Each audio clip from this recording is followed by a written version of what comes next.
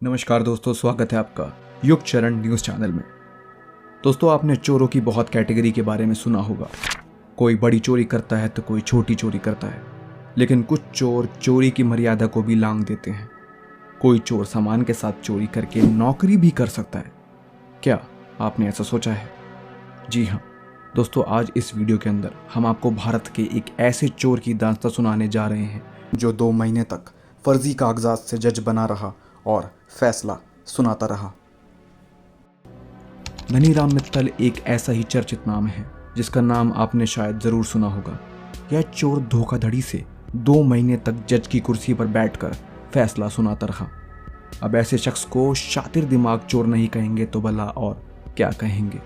ऐसा कहा जा सकता है कि धनीराम मित्तल ने 25 साल की उम्र में ही चोरी करना शुरू कर दिया था और उसे अपना पेशा बना लिया था। साल 1964 में पहली बार पुलिस ने उसे चोरी करते पकड़ा था। हालांकि अब किसी को भी नहीं पता कि यह चोर कहाँ है और कैसा है।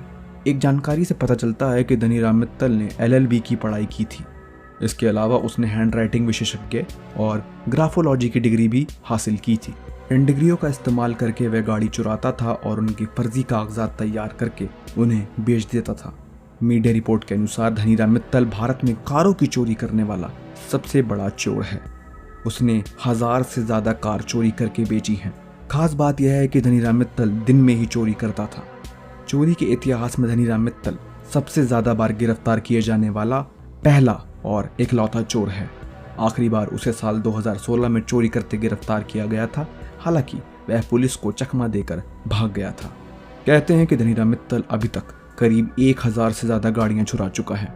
सबसे खास बात यह है कि यह चोर सिर्फ दिन के उजाले में ही चोरी करता है और चोरी को वारदात देता है। धनीराम मित्तल से जुड़ी एक रोचक कहानी है। कई साल पहले उसे गिरफ्तार कर अदालत में पेश किया गया था। चूंकि उस समय जो जज थे वे उसे कई बार अदालत में देख चुके थे, इसलिए खींचकर उन्होंने कहा कि तुम मेरी अदालत से बाहर जाओ। इसके बाद वो जाने के लिए उठ गया। उसके साथ 2 पुलिसकर्मी भी उठकर उसके साथ बाहर चले गए। इसके बाद वो वहीं से गायब हो गया। जब अदालत में उसका नाम पुकारा गया तो पुलिस के हाथ पांव फूल गए, क्योंकि वो तो वहां से भाग चुका था। कहा जाता है कि उसने पुलिसकर्मियों को कहा था कि जज साहब ने तो उसे जाने को ही कहा था। धनीराम का सबसे रोचक और अजीब कारनामा यह है कि वो 2 महीनों तक जज की कुर्सी पर बैठकर फैसला सुनाता रहा और इसके बारे में किसी को पता भी नहीं लगा। दुनिया में ऐसा कारनामा शायद ही कभी हुआ हो। दरअसल उसने फर्जी कागजात बनाकर हरियाणा के झज्जर कोर्ट के एडिशनल सेशन जज को करीब 2 महीने की छुट्टी पर भेज दिया था और उनके बदले वह खुद जज की कुर्सी पर बैठ गया था। कहा जाता है कि इन 2 महीनों के अंदर उसने 2000 से ज्यादा अपराधियों को जमानत पर रिहा कर दिया था, लेकिन कईयों को उसने अपने फैसले से जेल भी भिजवाया था। हालांकि बाद में मामले का खुलासा हुआ तो वह पहले ही वहां से भाग चुका था। इसके बाद जिन अपराधियों को उसने जमानत पर रिहा किया था उन्हें फिर से पकड़कर जेल में डाला गया। इन सब के अलावा धनीराम ने कई जगहों पर फर्जी तरीके से नौकरी भी की। धनीराम इतना शातिर था कि उसने फर्जी दस्तावेजों के जरिए रेलवे में नौकरी भी हासिल कर ली थी। नौकरी भी कोई छोटी मोटी नहीं, बल्कि सीधे रेलवे मास्टर की। 6 साल तक वर्ष 1968 से 74 के बीच वह देश के कई अहम रेलवे स्टेशन पर स्टेशन मास्टर के पद पर काम कर चुका है।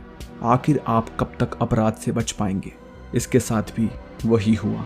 समय के साथ गलत कामों का कारण पकड़ा गया। एक सीनियर पुलिस अफसर ने बताया कि राजधानी दिल्ली में सटे राज्य हरियाणा, चंडीगढ़, पंजाब और राजस्थान में चोरी के 150 मामलों में मित्तल 90 से ज्यादा मामलों में जेल जा चुका है। उन्होंने कहा कि मित्तल के अपराधों की लिस्ट काफी लंबी है। वह अपने जीवन काल में चोरी, धोखाधड़ी और जालसाजी के 1000 से ज्यादा मामलों में सीधे तौर पर शामिल था। भारत का चार्ल्स शोभराज तो कभी सुपर नटवरलाल कहे जाने वाला धनीराम मित्तल का हार्ट अटैक से 85 साल की उम्र में निधन हो गया। कहा जा रहा है कि परिवार ने निगमबोध घाट पर अंतिम संस्कार किया।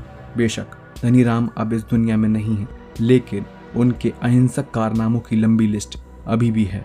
दिल्ली, यूपी, हरियाणा, पंजाब, राजस्थान समेत अनेक राज्यों के पुलिस फाइलों में उन्हें लंबे समय तक याद किया जाएगा। दोस्तों, अगर ये वीडियो आपको पसंद आई है तो इसे लाइक ज़रूर करें। इसी तरीके की और वीडियोस को देखने के लिए हमारे चैनल को सब्सक्राइब भी ज़रूर करें। इस वीडियो को अंत तक देखने के लिए आपका बहुत बहुत धन्यवाद। जल्दी मिलते हैं ऐसी एक और वीडियो के साथ।